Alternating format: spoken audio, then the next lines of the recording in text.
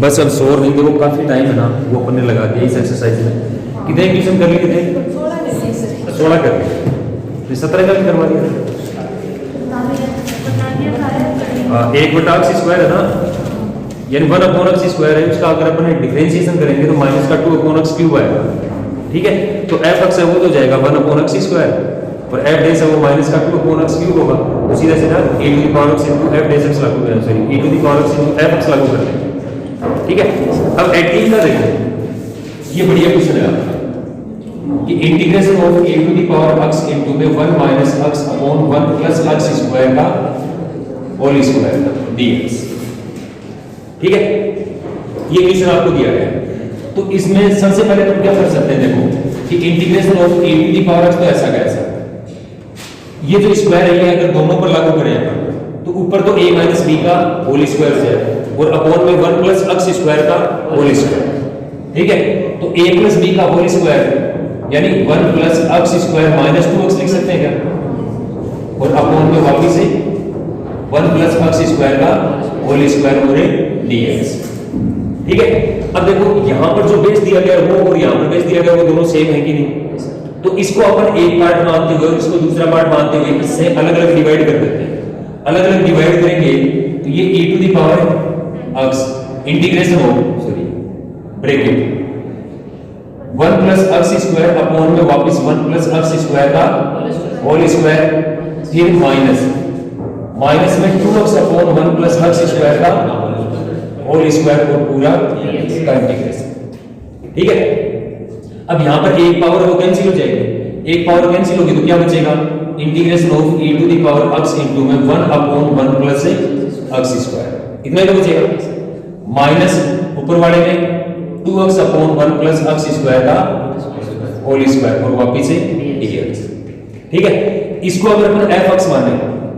तो इसके डिफरेंशिएशन से अपने को ये प्राप्त हो जाएगा। ठीक है, अब इसके डिफरेंशिएशन से अपने को ये प्राप्त हो जाएगा तो ये f(x) और ये f'(x), तो इंटीग्रेशन क्या होगा, e⁻x इनटू में ये है ना, तो यहां पर सीधी सीधी अपन प्रॉपर्टी लागू कर देंगे कि e⁻x into f(x + f'(x) dx equal to हो जाएगा e⁻x इनटू f(x + c। तो इसका डिफरेंशिएशन से इसके डिफरेंशिएशन से ये प्राप्त होता है, इसका मतलब इसका जो इंटीग्रेशन है वो e⁻x और इनटू करेंगे तो ये टर्म अपॉन में आ जाएगी, तो अपॉन में 1 + x² + c। कोई दिक्कत नहीं है ना। इसी टाइप से 19 का है, लेकिन 19 का पूरा करवाना पड़ेगा। ये मिटा दो ना, कर लोगे ये तो। अब जो बच्चे को 2-3 क्वेश्चन है ना, बहुत बढ़िया क्वेश्चन है। देखो क्वेश्चन क्या दिया गया है आपको, 19 का है इंटीग्रेशन ऑफ cosec 2θ इनटू में log cos θ + sin θ upon cos θ - sin dx। ठीक है, तो यहां पर ये जो पार्ट है ये log के अंदर रखा गया है, मतलब ये पूरा फंक्शन लोगरिथमिक की तरह माना जाएगा। और cos 2θ ट्रिग्नोमेट्री, तो थीटा के रिस्पेक्ट में अगर अपन इंटीग्रेशन करें और आइलेट लागू करें तो फर्स्ट फंक्शन कौन सा होगा, यानी ये पूरा फंक्शन फर्स्ट फंक्शन हो जाएगा, है ना, और cos 2θ सेकंड। ठीक है, लेकिन जब ये कौन सा होगा, फर्स्ट फंक्शन होगा, तो इसका अपने को डिफरेंशिएशन करना पड़ेगा। तो पहले तो अपन ये देखेंगे कि इसका डिफरेंशिएशन आएगा क्या, क्यों, क्योंकि फॉर्मूले में अगर अपन करने बैठ जाएंगे तो काफी लंबा मैटर हो जाएगा, तो इसकी बजाय अपन अलग से थोड़ा सा इसका डिफरेंशिएशन कर लेते हैं। तो सबसे पहले देखो log का डिफरेंशिएशन करेंगे तो क्या हो जाएगा, 1/cos θ + sin θ और अपॉन में वापस cos θ - sin θ, फिर इनटू में इस टर्म का डिफरेंशिएशन करेंगे तो u अपॉन v लग जाएगा, है ना, तो u अपॉन v के आधार पर अपॉन वाले का तो whole square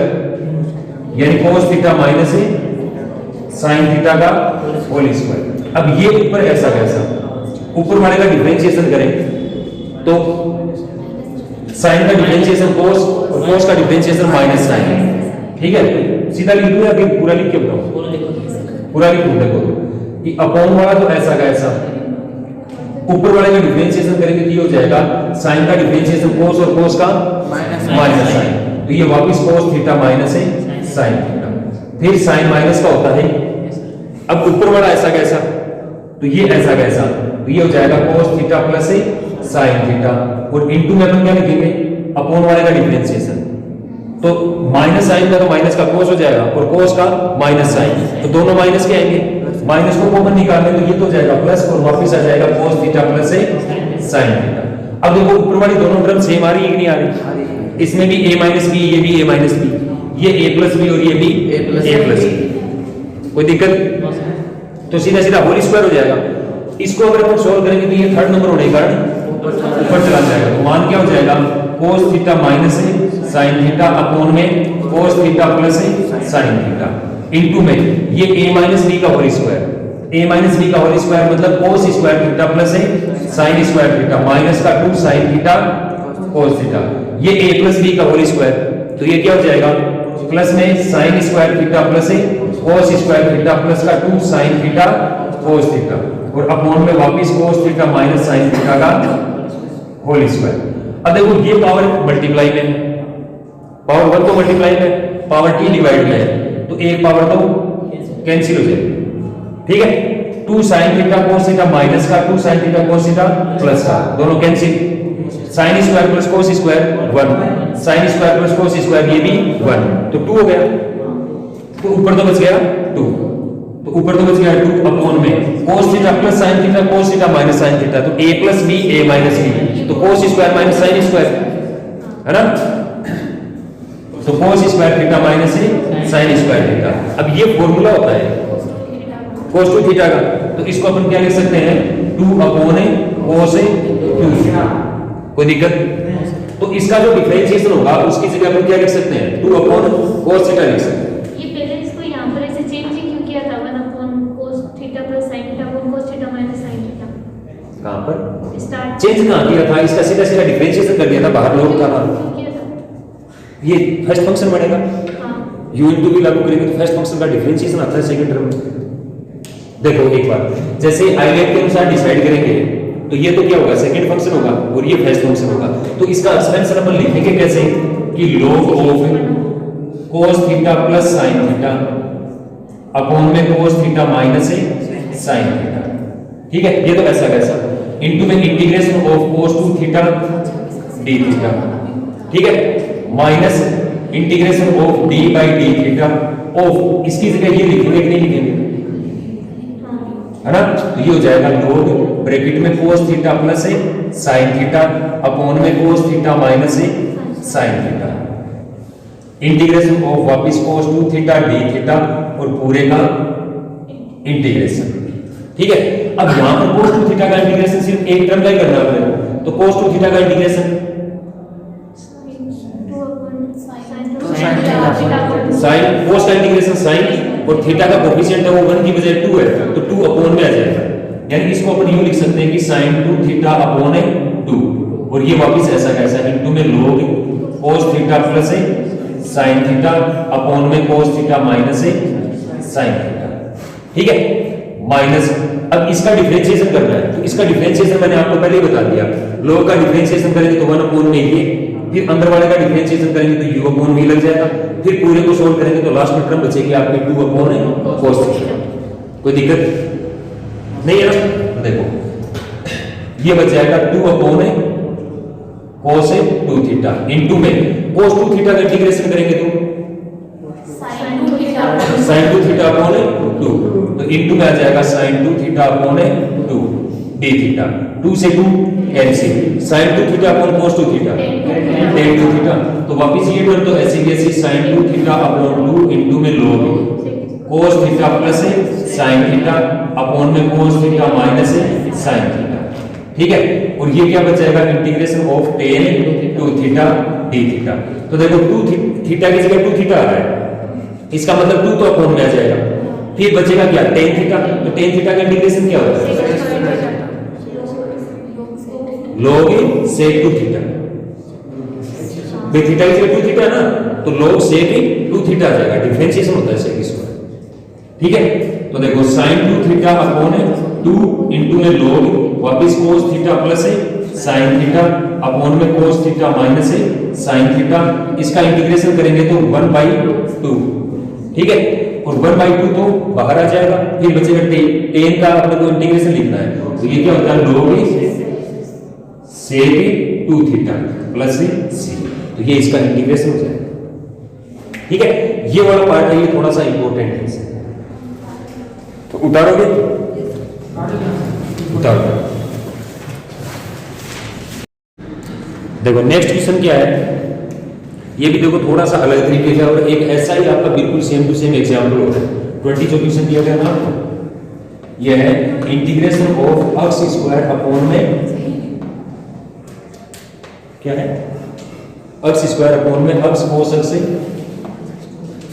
minus sin x का होल स्क्वायर dx। ठीक है, ये क्वेश्चन आपको दिया गया, एक बिल्कुल ऐसा कैसा आपका सेम टू सेम एग्जांपल है ना। यहां पर देखो अपन ये डिसाइड नहीं कर पाते हैं कि u इंटू v मतलब u किसको माने और v किसको माने। ठीक है, तो यहां पर अपने को एक अलग तरीके से इसको एक्सप्लेन करना पड़ेगा, और वो तरीका क्या होगा, देखो कि जैसे ऊपर वाली टर्म आपको दी गई है ना, उस टर्म में एक अपॉन में मतलब पूरी टर्म दी गई है, तो इंटीग्रेशन अगर अपन करें तो ज्यादातर अपन सब्स्टिट्यूशन अपॉन वाली वैल्यू को करते हैं, है ना। तो यहां पर अपन ये पता करें कि अगर अपॉन वाली वैल्यू को अपने को सब्स्टिट्यूट करना है ना, तो ऐसी वैल्यू क्या होनी चाहिए ऊपर कि जिससे ये सब्स्टिट्यूट हो जाए,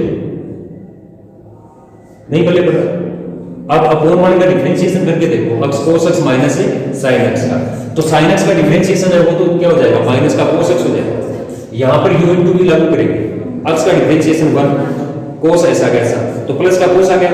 ये तो कट जाएंगे एक दूसरे से, है ना। फिर x ऐसा कैसा, cos का डिफरेंशिएशन माइनस का sin, यानी x बच जाएगा और sin बच जाएगा, तो x into sin x अगर हो ऊपर, अगर x into sin x हो तो उसका अपन क्या कर सकते हैं, इंटीग्रेशन कर सकते हैं ना। तो यहां पर ऊपर x स्क्वायर तो पहले से है, कमी किसकी रहेगी, sin x की, तो अपन ऊपर नीचे sin x से मल्टीप्लाई करते हैं तो कोई दिक्कत है नहीं है ना। तो देखो इस x स्क्वायर को अपन दो पार्ट में लिख देते हैं, एक तो लिख देते हैं x अपॉन sin x और दूसरा x into sin x और अपॉन में वापस x into cos x minus sin x का होल स्क्वायर dx। ठीक है, आगे बढ़ सकते सेम टू सेम ही रहेगा, sin से sin वापस कैंसिल, x into x से वो वापस x स्क्वायर हो जाएगा, तो यही फंक्शन वापस बच जाएगा, है ना। अब इस वाले पार्ट को तो अपन इंटीग्रेट कर सकते हैं, यानी इसका तो इंटीग्रेशन कर सकते हैं, है ना। अगर इसका इंटीग्रेशन कर सकते हैं तो u into v के एक्सपेंशन में जहां कहीं भी इंटीग्रेशन रखना है अपने को, वो कौन सा फंक्शन होता है भाई, u into v का जब u into v के अनुसार जब अपन एक्सपेंड करते हैं तो अपने को पहले पार्ट में जिस टर्म का या जिस फंक्शन का इंटीग्रेशन करना होता है वो कौन सा फंक्शन होता है हाईलाइट के अनुसार, सेकंड होता है,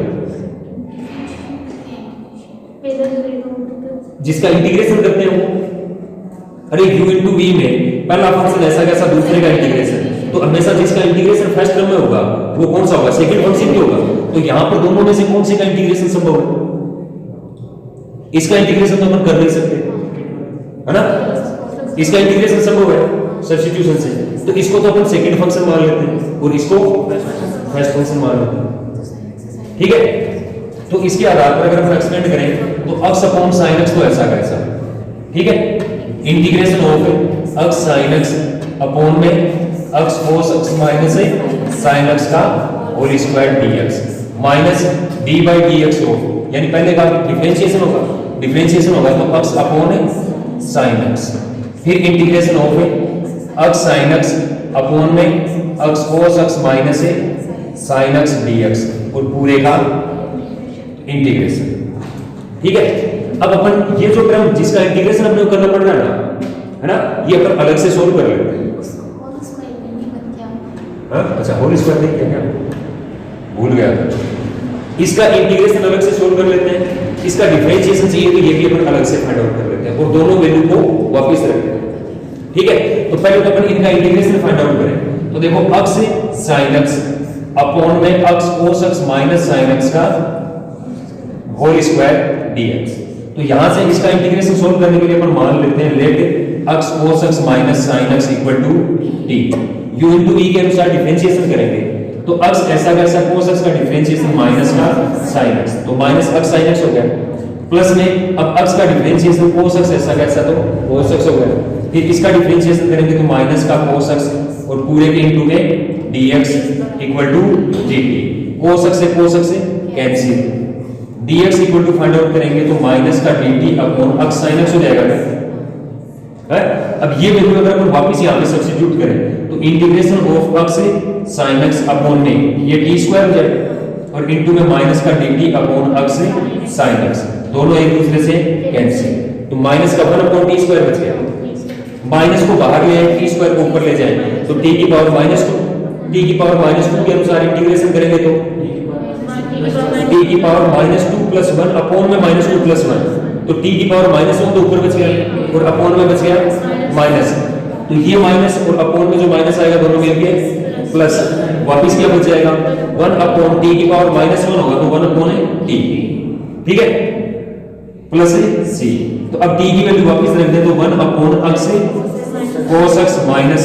sin x प्लस सी, ये तो हो जाएगा इसका इंटीग्रेशन, ठीक है। अब अपने को x अपॉन sin x का डिफरेंशिएशन हो चाहिए, तो इसका डिफरेंशिएशन अगर अपन फाइंड आउट करें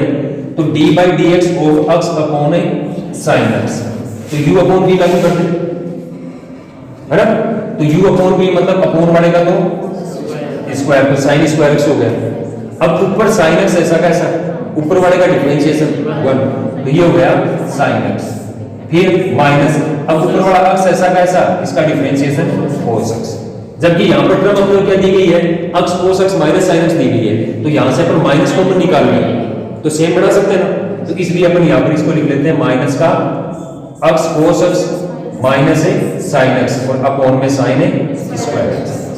इसके डिफरेंशिएशन की जगह ये वैल्यू रख देते हैं, इसके इंटीग्रेशन की जगह ये वैल्यू रख देते हैं, ठीक है। तो ये इंटीग्रेशन है वो वापस कैसे बदल जाएगा, देखो कि x upon sin x into में इसका इंटीग्रेशन करना था ना, तो इसके इंटीग्रेशन की जगह पर ये वैल्यू रख देते हैं, तो ये हो जाएगा 1 upon x cos x minus sin x, फिर बाहर माइनस, इसका डिफरेंशिएशन रखेंगे तो इसका डिफरेंशिएशन ये है, ये माइनस इस माइनस से मल्टीप्लाई होगा तो प्लस, फिर वापस integration of x cos x minus sin x upon में sin स्क्वायर x, फिर इनटू में इसका इंटीग्रेशन, तो इसका इंटीग्रेशन तो वापस ये हो जाएगा, तो इनटू में 1 upon x cos x minus sin x और पूरे का इंटीग्रेशन, ये दोनों टर्म एक दूसरे से सेम होने के कारण कैंसिल हो जाएंगे, तो क्या बचा 1 अपॉन sin स्क्वायर, और 1 अपॉन sin स्क्वायर क्या होता है cosec स्क्वायर, ठीक है। तो इसको वापस अपन सॉल्व करें तो x अपॉन में sin x इनटू में x cos x minus sin x, और ये प्लस में integration of cosec square x dx, अब cosec स्क्वायर x का इंटीग्रेशन कर सकते हैं, तो x अपॉन में sin x इनटू में x cos x minus sin x, इसका इंटीग्रेशन माइनस का cot x प्लस c, तो इस प्रकार ये इसका इंटीग्रेशन हो जाता है। तो मुझे लगता है ये भी उतारो,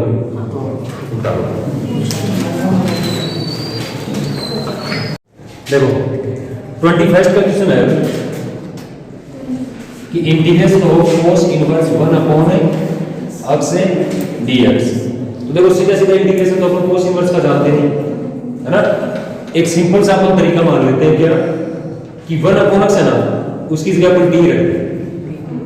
ठीक है। तो यहां से अपन मान लेंगे लेके 1 upon x equal to d, इसका डिफरेंशिएशन करोगे तो माइनस का 1 upon x square dx equal to dt, ठीक है। अब आपने 1 upon x equal to t माना था, है ना, क्या बोलते 1 upon x equal to t माना था, तो इसको अपन यूं लिख सकते हैं 1 upon x into 1 upon x dx, 1 upon x square को ये लिख सकते हैं। अब 1 अपॉन x की जगह वापस अपन t रख दे तो t इनटू t स्क्वायर, है ना, क्रॉस मल्टीप्लाई कर देते हैं,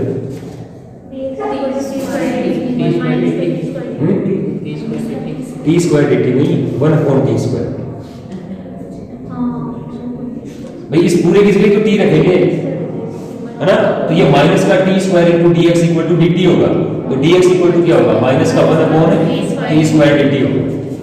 ठीक है। या तो आप इसको यूज करो, या फिर इसका दूसरा तरीका क्या, देखो ट्रिग्नोमेट्री फंक्शन के अनुसार सोल्व करते हो तो यहां पर आप x इक्वल टू पुट कर दो sec थीटा, ठीक है। तो dx इक्वल टू क्या हो जाएगा, sec theta tan theta d theta, यही तो होगा, वैल्यू रख दो। तो इंटीग्रेशन ऑफ cos इनवर्स से 1 अपॉन सेक थीटा और इनटू में वापस sec theta into tan theta d theta. 1 upon sec का वो cos से बदल जाएगा, cos इनवर्स से cos से कैंसिल, तो यहां से बच जाएगा ये आपका थीटा इनटू में sec theta into tan theta d theta. Into भी लागू कर सकते हो, थीटा है वो अलजेब्रिक फंक्शन फर्स्ट हो जाएगा, sec theta tan theta trigonometric function second हो जाएगा। आगे बात समझ। इसी प्रकार अगर ये काम में लेंगे तो ये वैल्यू अगर हम यहां पर रखेंगे तो ये फंक्शन बनेगा आपका dx की जगह तो ये रखेंगे, तो माइनस तो बाहर आएगा, ऊपर ले जाएंगे तो t की पावर -2 इनटू में cos इनवर्स से t dt, t की पावर -2 अलजेब्रिक फंक्शन हो जाएगा, ये इनवर्स ट्रिग्नोमेट्रिक, ठीक है। तो ये तो जाएगा पहला फंक्शन, ये दूसरा फंक्शन, ठीक है। तो u इनटू v के आधार पर एक्सपेंड कर सकते हो ना। लेकिन इसमें तो आपकी जो आपने 9.45 में पढ़ा था ना पार्शियल फ्रैक्शन, है ना, वो लागू होगा इंटीग्रेशन करने के लिए, जबकि इसमें कोई पार्शियल फ्रैक्शन वगैरह की जरूरत नहीं है। अपन सीधा सीधा इसका इंटीग्रेशन करके जो थीटा की वैल्यू आएगी ना वो अपन वापस रख सकते हैं, ठीक है। तो ये थोड़ा सा आसान करके बताऊं। डायरेक्ट फॉर्मूला भी तो लिख सकते हैं सर, यहाँ पर sin इनवर्स x का फिर 1 मल्टीप्लाई में करके, नहीं 1 मल्टीप्लाई में करोगे ना तो 1 अपॉन x की दिक्कत आ जाएगी। नहीं cos inverse 1 upon x sec inverse x का फॉर्मूला होता है ना। हाँ सेक इनवर्स x का होता है, हाँ सीधा सीधा फॉर्मूला ले लो, x equal to sec theta रख दो या सेक इनवर्स x के इनटू में 1 मान के फिर कर दो, ठीक है। उससे भी हो जाएगा क्या, ये भी आपने बढ़िया सर्वनाम चित्र बना दिया। तो ये हो जाएगा सेक इनवर्स x dx इसके इनटू में 1 मान के करो, ठीक है। तो इन तीनों में से आप किसी भी तरीके से सॉल्व करो, कोई फर्क नहीं। लास्ट क्वेश्चन है आपका 22 का, integration of sin inverse x का होल स्क्वायर dx। यहां पर अपने को सब्स्टिट्यूट करना ही पड़ेगा, क्यों, क्योंकि अकेला sin इनवर्स है ना वही आपका इनवर्स का फंक्शन होता है, होल स्क्वायर दिया गया है, मतलब दो फंक्शन है यहां पर, एक तो x स्क्वायर है, दूसरा है sin इनवर्स x। इस sin इनवर्स x को इसके अंदर रखा गया है। अगले बात समझ, तो सबसे पहले अपन क्या करेंगे कि x की जगह अपन sin थीटा मान लेते हैं। क्या मान लेते हैं, x की जगह sin थीटा मान लेते हैं। तो let x equal to sin theta, तो dx equal to cos theta d theta, value रख दो दोनों। तो integration of sin inverse bracket में sin थीटा का होल स्क्वायर और इनटू में cos थीटा d थीटा, ये दोनों एक दूसरे से कैंसिल, होल स्क्वायर करेंगे तो हो जाएगा थीटा का स्क्वायर इनटू में cos थीटा d थीटा, ठीक है। थीटा स्क्वायर वो अलजेब्रिक फंक्शन होगा, cos theta trigonometric u into v लगा, ठीक है। कई देर में देखो सुते देखो सर ये sin इनवर्स x है, इसको पूरे को t मान ले, फिर sin इनवर्स का डिफरेंशिएशन करके दिक्कत होगी बेटा, फिर उससे दिक्कत होगी। हाँ, क्योंकि पूरे को t मानोगे ना तो डिफरेंशिएशन करेंगे तो 2 sin इनवर्स x आएगा, फिर अपॉन में वापस √1 माइनस x स्क्वायर आएगा, तो फिर वो जो x की टर्म बच गई ना उनको अपन कैसे सोल्व करेंगे, या फिर x की जगह जैसे sin इनवर्स पूरे को अगर t मानते ना तो फिर x की जगह सब्स्टिट्यूट करके फाइंड आउट कर सकते हैं अपन, लेकिन स्क्वायर माना है तो आप सब्स्टिट्यूट क्या करो भाई, जैसे sin इनवर्स x का होल स्क्वायर है ना, इसको आपने t मान लिया तो पहले तो स्क्वायर हटाएंगे तो √t बन जाएगा, फिर x फाइंड आउट किया तो ये हो जाएगा sin √t हो जाएगा, तो इससे तो वैल्यू फाइंड आउट करनी और ज्यादा मुश्किल हो जाएगी, ठीक है ना। और अगर हल कर सको तो कोई दिक्कत sin नहीं। इनवर्स x को t मान ले तो फिर हाँ, sin इनवर्स x को अगर t मान लेंगे ना तो x equal to sin t आ जाएगा, फिर कोई दिक्कत नहीं है, बस वही चीज है यहाँ पर, ठीक है। यही तो अपन ने यहाँ पर किया, x equal to sin theta put किया तो dx equal to cos theta आ गया। आप sin इनवर्स x को t मान लो, sin इनवर्स x t मानोगे तो x equal to sin t आ जाएगा, बात तो यही रहेगी बस, ये t स्क्वायर बन जाएगा उस टाइम थीटा स्क्वायर, ठीक है। तो इसी के साथ आज 9.6 है वो कंप्लीट हो गई, ठीक है। चलो 12-13 मिनट बची हैं और अपन देखते हैं, देखो कितने कर पाते हैं। 9.7 निकालो बराबर, थोड़े सारे चीजें आप किताब में देख ले,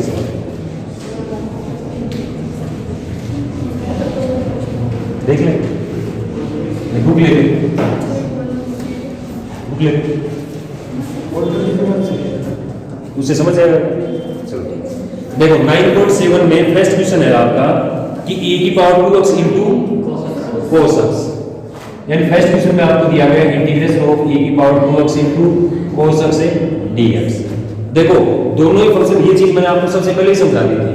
कि e की power ax into sin bx या e की पावर ax इंटू में cos bx हो, तो ये ऐसे इंटीग्रेशन है जो u इंटू v के आधार पर हमेशा चलते ही रहते हैं, है ना। अपन कैसे करते हैं कि इनमें से दो बार इंटीग्रेशन करते हैं तो वापस जो टर्म जिसका इंटीग्रेशन हमने वो करना है ना, वो वापस बन जाती है। ठीक है, तो उसी के आधार पर हम सॉल्व कर लेंगे इसको। करके बताओ। Yes sir. कर लेंगे। सर चलो देखो आइलेट के अनुसार अगर अपन देखेंगे तो e की पावर 2x है वो एक्सपोनेंशियल फंक्शन है, यानी सेकंड फंक्शन हो जाएगा, है ना। और cos x से फर्स्ट फंक्शन, तो इसको अगर अपन i के इक्वल मान लेते हैं इसके इंटीग्रेशन को, ठीक है, तो एक्सपेंड करेंगे तो cos x है वो तो जाएगा first function integration of e की पावर 2x से dx minus d by dx of cos x into में इंटीग्रेशन ऑफ e की पावर 2x से dx और पूरे का इंटीग्रेशन। ठीक है, सोल्व करेंगे तो इसका इंटीग्रेशन e की पावर 2x by 2 हो जाएगा, बाहर वाले से मल्टीप्लाई करते हैं तो e की power 2x into cos x upon minus, इसको सॉल्व किया तो माइनस का sin x, बाहर क्या है माइनस, तो माइनस माइनस हो जाएगा प्लस। इसका इंटीग्रेशन करेंगे तो 1/2 आएगा ना, उसको इंटीग्रेशन के बाहर रख देते हैं और ये वापस बच जाएगा e की power 2x into sin x से dx। ठीक है, वापस u इंटू v लागू कर दो, तो वापस u इंटू v लागू करेंगे तो ये तो ऐसा कैसा e की power 2x cos x upon में 2 प्लस 1/2। अब इसका इंटीग्रेशन करेंगे तो वापस sin x फर्स्ट फंक्शन हो जाएगा, है ना। तो ये तो गया sin x integration of e की पावर 2x से dx minus integration of d by dx of sin x और इंटीग्रेशन ऑफ e की पावर 2x dx और पूरे का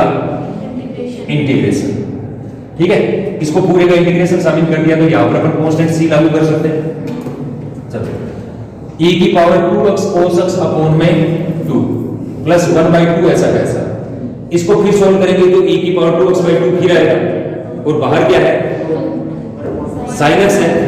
मल्टीप्लाई करेंगे तो e की पावर 2x से sin x अपॉन में 2 आ जाएगा। ठीक है, इसको सॉल्व किया तो sin x का डिफरेंशिएशन cos x,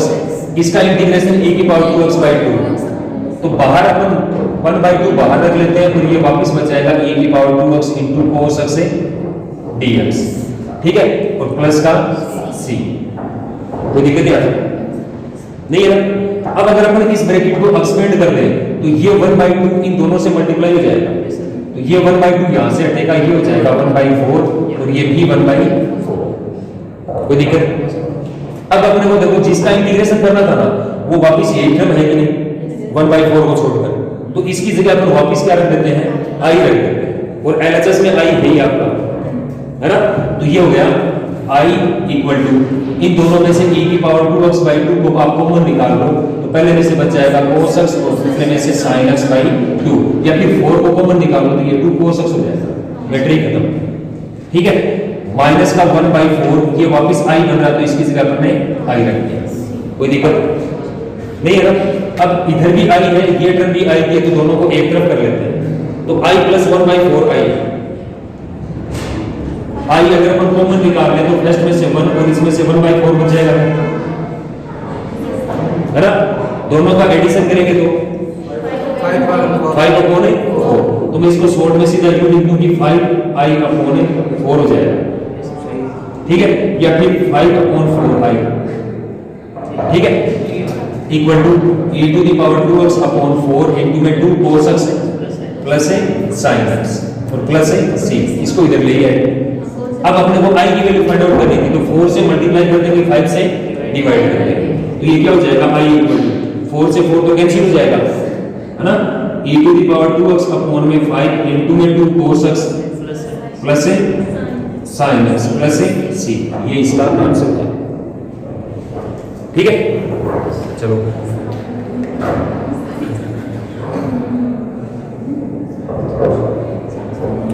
कल एक फॉर्मूला याद, ये 2-3 फॉर्मूले हैं ये याद रखिए। कि 2 cos A cos B होगा, और बेटा बात नहीं,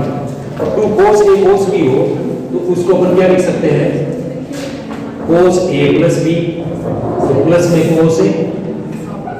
A minus B, ठीक है। और 2 sin A sin B हो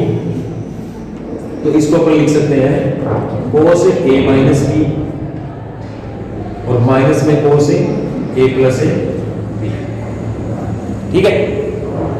वैसे भी आज आपका 9.3 में है, 9.2 में आया था, कर दिया 2 sin A cos B हो तो इसको अपन लिख सकते हैं sin A plus B, और प्लस में sin A minus B। इसी प्रकार अगर 2 cos A sin B हो तो इसको अपन लिख सकते हैं sin A minus B, minus में sin A plus B, minus में sin A minus A। ये टोटल 4 फॉर्मूले हैं। नेक्स्ट एक्सरसाइज में एक क्वेश्चन में अपने को इनकी जरूरत पड़ेगी, तो आप लोग इनको याद करके आना, ठीक है ना।